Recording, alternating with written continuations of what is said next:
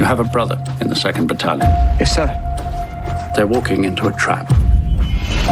If you don't deliver a message calling off tomorrow's attack, we will lose 1,600 men. Your brother among them.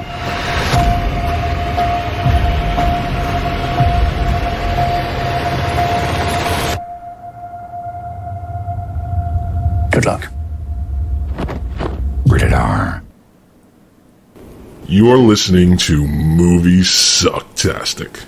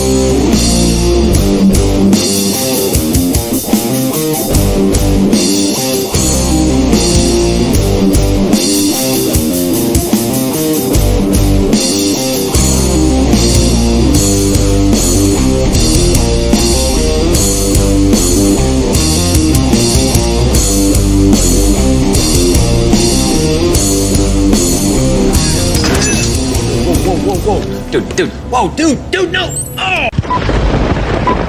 All right. Oh! Let's put this baby to bed. Huh? What? This is our last review for this week. Oh, yes. Oh, thank God. Oh, yeah. Ay. Hello? Hello! Oh, wait. Hello? Welcome to Moviesucktastic. Oscar edition. Yeah. Yes. Two more movies after this. 2 more. Yes, we're reviewing every film in the Best Picture category and possibly a few others. And right now we're on 1917. Yes. Ooh. Or as I like to call it, The Long Walk. One man's journey. Now, war films have never been your thing. No. They never have. Now, did you dislike this film? I didn't dislike it per se. I just liked sitting through it. I just liked having to sit through the whole thing. Because now I like films about war, and there are quite a few films that I don't like, that I didn't think were made all that well. This is not one of those movies. I really enjoyed this film. Really? I really enjoyed it. Okay. I thought, well, we had talked about the score in the last episode. Or I should say, we talked about the score in Little Women. And I flat out said that this movie will win Best Score. Because the score is a supporting character in itself. The film opens up. Stop! Don't roll your eyes. I saw that. I saw that. I don't know what you're talking about. Yeah, exactly. The film opens up with them being put on a mission to go find. I forget the general's name, but they need to find him because he is going to have an attack, which he believes they are going to win. But it is a strategic exit by the Germans to move to this new front line, so that they can ambush the British. So these two soldiers are put on a mission to go warn them of that. And from the second that they are given those orders to nearly the end of the film, the score itself, especially in the very opening of the movie, where they head out into the field and they make their way over to cross over into German territory is phenomenal. The score is so well done. It moves with the movie. You feel everything going on, and the sound is incredible too. We had talked about in previous episodes how I saw a featurette about this film utilizing Dolby Vision for the picture quality and Dolby Atmos for the sound, and it does not disappoint in either one of those categories. It's impressive. Every frame is meticulously designed to just, your eyes are just being treated every minute of this film. I cannot give it enough praise at all. It is just phenomenal. I really enjoyed this film. And the look on your face shows me that you didn't hate the film. You recognize that it's a good film, but like Little Women, not for you. All right, let's talk about the main thing with the film, which the whole film is not actually, but appears to have been shot in one long take. Yeah, it definitely. You get that feeling. Right. Now, 30, 40 years ago, it would have been an astounding feat. These days, all I'm thinking is, great, you've got a CGI budget. Don't care. The whole idea of having the camera run nonstop so it's a real-time film, except for the blackout part, means that we have to follow people doing boring things, which includes a lot of walking and a lot of talking. Yeah. Now, this is a war film. And then more walking. Yes, this is a war film, but even though it's categorized as a war film, it kind of isn't. I mean, as far as like what is going... No. Not that it's not a war film, but as far as what's happening on screen, it is probably the least amount of war that you'll probably see in a war film in recent memory. You see, there are things happen, but I mean, you're not wrong in saying that it's the long journey. I mean, you see, there's more of that than actual war, and I don't mind that. I thought it was done extremely well.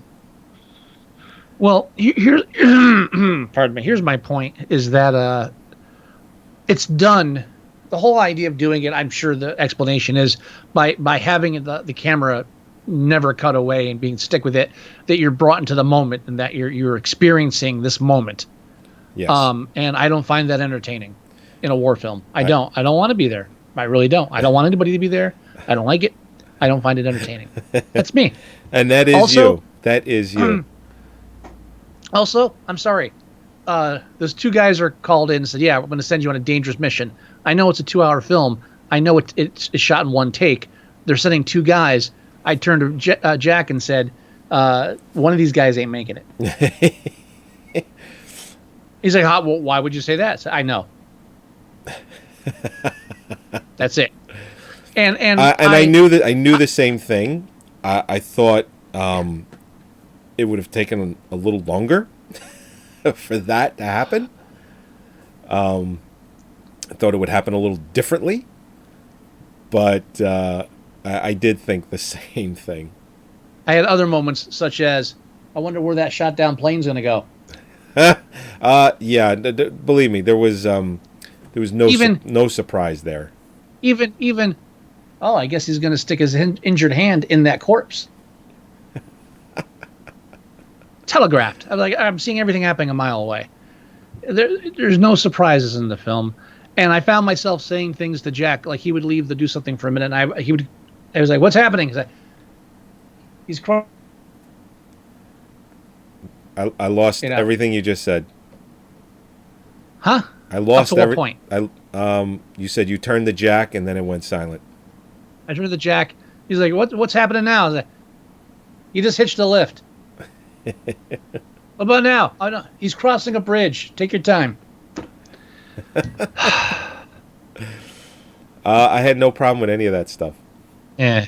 And I really kind of resent a war film that wants to show me the brutal reality of war, but it's going to make sure that my guides to this battle are two like young, naive soldiers who don't want to kill people, and that's why they keep getting into weird situations because. And everybody else they meet's trying to kill them, but they're not trying to kill people. They're soldiers in a war.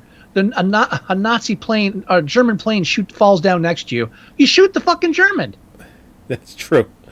I said the same thing to Mary. I go, there's Nazi and she's like, it's not Nazis, it's World War I. I was like, oh yeah. Yeah. I was like, I forgot. That's right. It's 1917. They weren't Nazis yet. Yeah, they didn't have the cool clothing yet. They were working on it. They were working on it. Yeah, Hitler was still being rejected as a painter at this time.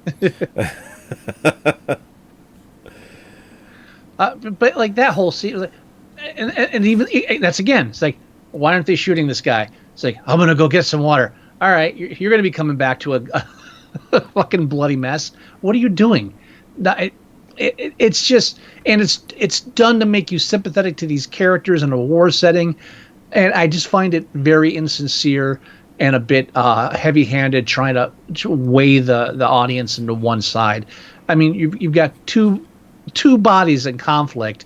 I know that we consider ourselves the good guys, but I don't think every German that was in that war was like a flaming evil.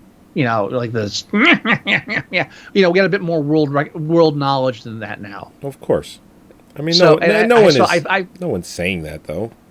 No, but the film uses those crutches to portray an entertaining war. Okay.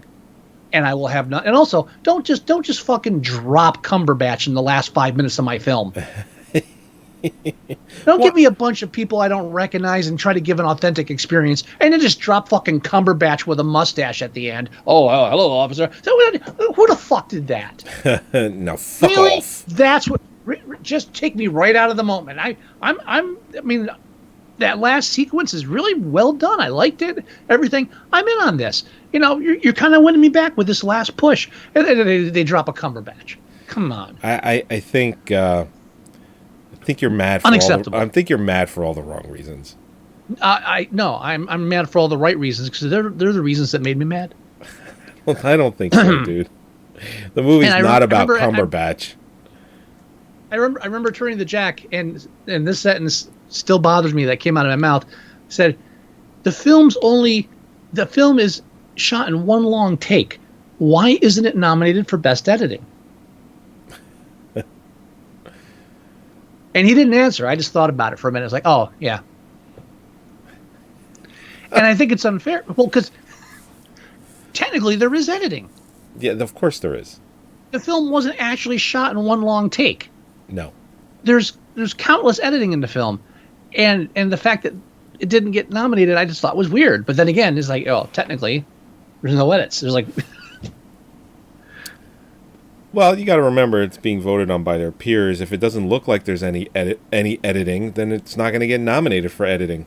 It did its job too well. Is probably its biggest flaw. Yeah, maybe as far as the nomination or not getting nominated. My favorite part of the film though is the one. It was partly spoiled for me, but I didn't care at work. Somebody had mentioned about it being shot in one scene and said, yeah, except for the part where he blacks out. So I knew this was coming up. So Jack and I are watching it, and it's late at night, and we're both drinking a little bit. And as soon as he gets shot and it goes to black, there's like that long black silence of nothing. Right. Yeah. I gave it like 10 beats, and then I just turned it off. Said, "Well, that's the movie. Let's go." And I got up and left the room. And he's like, "Is that really the end?" So, yeah, I read about it. Doesn't even credits. It's weird. And almost had him going. Almost. Almost. He's like, come on. Come on. But no, it's not a bad film, but it does have flaws, and the flaws are just based on my. These are the flaws that you think there are, and I'm not on board with it. But it doesn't mean I'm wrong. It's just like like fucking Saving Private Ryan. We're gonna do this again. No, I'm just saying it's a horrible fucking film. It is not. It is a Jesus bad fucking. I am so tired of defending Saving Private Ryan. And stop. No, you keep shitting on it, so I have to keep defending it. That movie is fucking great. Saving Private Ryan is fucking great. Nah, it's a piece of shit. It is. 1917 is not so not anywhere. 1917 is not anywhere close as bad as you can't Saving Private Ryan. You can't even remember the title. Stop it now. Stop it with the comparison.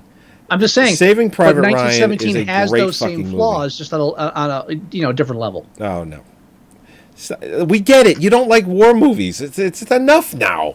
Hey, did I give any shit for Hacksaw Ridge? Did I? How many complaints did I have about Hacksaw Ridge? You really didn't have many. Zero. Yeah. Zero. Yeah. So don't pull that bias nonsense on that. I know what I'm watching.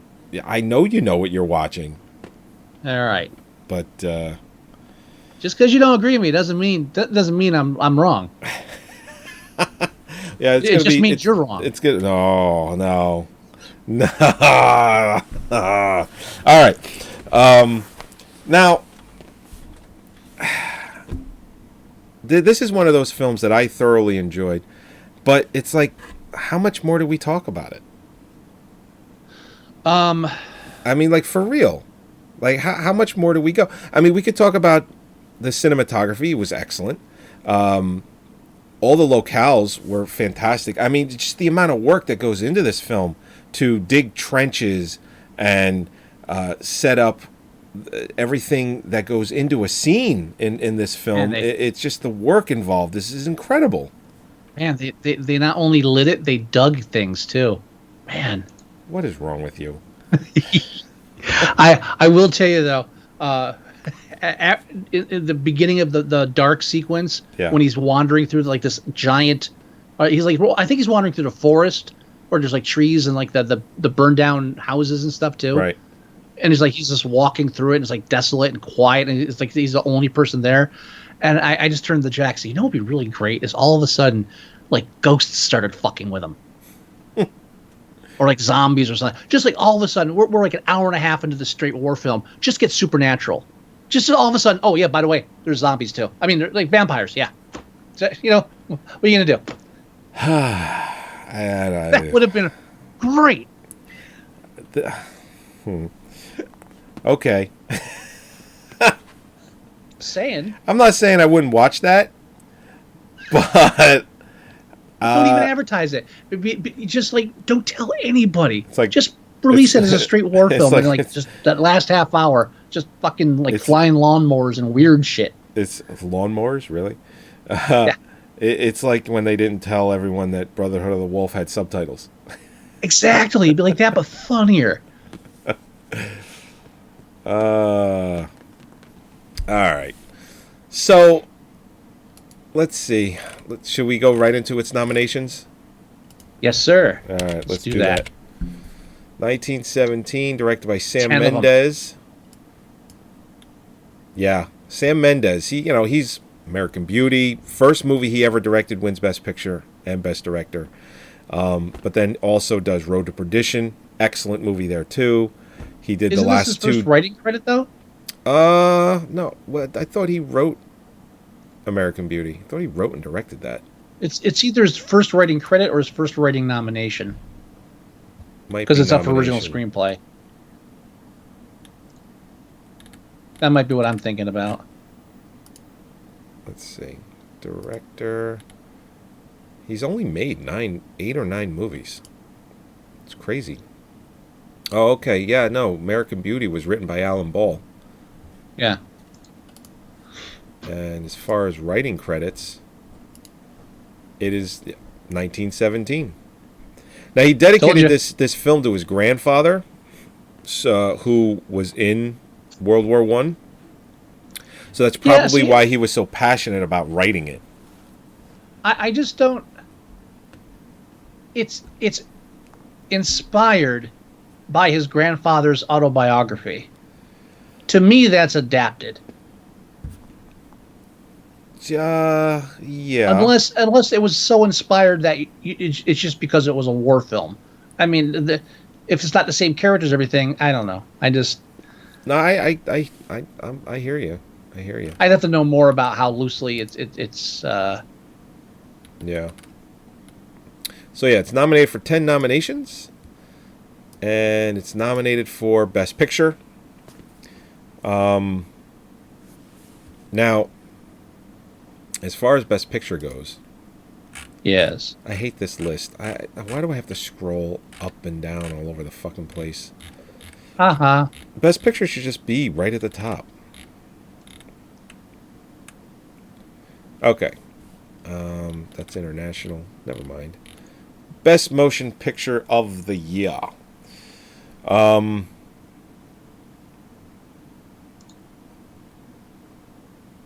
know, I'm wondering. Yeah. I'm wondering if Joker walks away with Best Picture this year. Joker? Maybe, yeah. Like, look at look at the nominations. You've got It'll piss off a lot of people. If Ford it does. vs. Ferrari, The Irishman, Jojo Rabbit, Little Women, Marriage Story, Once Upon a Time in Hollywood, Parasite, 1917, and Joker. Now, you're probably not going to like what I'm going to say here, but I think it's going to be either Joker or 1917 for Best Picture. No, Yeah. not Best Picture. Set 1917, not winning Best Picture. It can't. Would you be mad? Yes, I think it's an inferior film compared to other war films that have been nominated or won. It's like Hacksaw Ridge. I would definitely be insulted. I feel almost as insulted as when Saving Private Ryan won. It did not win Best Picture. Whatever it won, I'm against it. It won Best Director. Oh, definitely against it. I thought this was a better film than Hacksaw Ridge. No. Personally, yes. No. Yes. Yes. Stop it now. I enjoyed Hacksaw Ridge, but you know, after he dragged like the 47th person off the mountain, I didn't care anymore. I didn't care that he believed in his faith. I didn't care that he, you know, saved so many people. I thought the film was good. 1917, a better film in every way. Anyway, so I got to be honest. I wouldn't be surprised if Joker walks away with Best Picture. I really do. I'm looking at all the other nominees, and there's very little competition as far as Joker goes. Maybe you get a Jojo Rabbit in there. Maybe Tarantino finally gets his first Best Picture. Who knows? But Parasite's going to win Best International. I'd be fine with it winning Best Picture. I think it would be great if it won both Best International and Best Picture. I'd be totally happy with that. So anyway, all right. So it's up for Best Picture. It's up for Best Director. It's up for Best Screenplay. Best Original Screenplay. Mm-hmm. It's up for Cinematography, which, by the way, it's winning. Makeup and Hairstyling. What is that up against? Makeup and hairstyling. You've got... I can't find any of these. They're all over the place. Just fucking hate it. Production. Oh, sorry. Yeah, it's up against Bombshell, here it is. Joker, Judy, and Maleficent. Maleficent, 1917. I don't know. This is a technical category. I'm usually pretty decent at guessing these. I can't guess from any of this shit. I don't know. Maybe Joker gets it. Maybe 1917 gets it. I don't know. I really don't. Maybe Bombshell gets it because there's a lot of makeup in that movie. I don't know. It's a fucking toss-up. For me, anyway. Production design. We talked about this last episode. I think 1917 probably gets this. Original score. No doubt in my fucking mind, this movie will win Best Score. When you fill out your ballot, just remember that I told you that. That's a gimme. That's for you. All right. All right. Visual Taking notes. Best achievement in visual effects. There's, I think Avengers Endgame is in there, so I think that's probably going to end up walking away with that. But visual effects, let's see. Visual effects. I hate this. This is just, they're everywhere. Just put it in alphabetical order. Dear God. Here we go. Visual effects. Avengers Endgame, The Irishman. They spent a lot of money to make everyone look younger on The Irishman. They got to stop doing that shit. Well, I mean, they're telling a story that takes place, years, 20, 30 years earlier. I get And why hire younger actors. I get why they did it, and I don't totally agree with it. I haven't seen the film yet. We will be reviewing The Irishman and Marriage Story next week. The Lion King, 1917 is Star Wars: The Rise of Skywalker. Probably goes to The Lion King or Endgame. Probably one of those two. Very heavy on the CGI in both of those films. Lion King is actually categorized as a live-action film, which makes no fucking sense. The whole thing is CGI. I don't even know how that's fucking possible. All right, so visual effects probably doesn't win there. Sound mixing and sound editing, it gets both of those too. I think 1917 probably walks away with those technicals. They always give the Oscar to whatever film wins the first one, always gets the second one. It's kind of like winning, when you win Best Sound Mixing, obviously, if you're that good at mixing the sound, you're obviously pretty talented at editing the sound. So it's even though it's two different technical awards, they probably should just make it one technical, because it's literally the same fucking thing. Yeah. If you're doing one, you're doing the other. You're just not doing it in the same. You're just doing it sequentially. You're just not doing it at the same time. You do one, then you do the next one. It's part of what you do with the sound. So those are its 10 nominees. Might walk away with Best Picture. Who knows? Now, with that said, it's currently sitting 8.5 on IMDb with 115,000 votes. It's currently let's see, where is it? On the top 250, it is number 49 with an 8.4. So on the movie page, it's 8.5. 8.5. Okay. Yeah. Yeah. Well, they're getting voted on so fast and so quickly. This list it's static right now. It'll be updated probably in the next 12 hours, and it'll move up or down or whatever it's going to do. So it's currently at, say, an 8.5, and I think I'm going to have a hard time getting a 9 out of you. I was thinking 7. Fuck no. Are you out of your fucking mind? Listen, I'm going to allow an 8, even though I know it's just not worth my time to try and get a 9 out of you. So it's definitely not a 9. It is an absolute fucking 9. But we're giving it a fucking 8. And you're going to be in agreement to that. Yeah, thank you. Okay. Don't nod your head and give it a 7, because that. No, I gave it. I would not lie to you. I gave it an 8. Okay, good.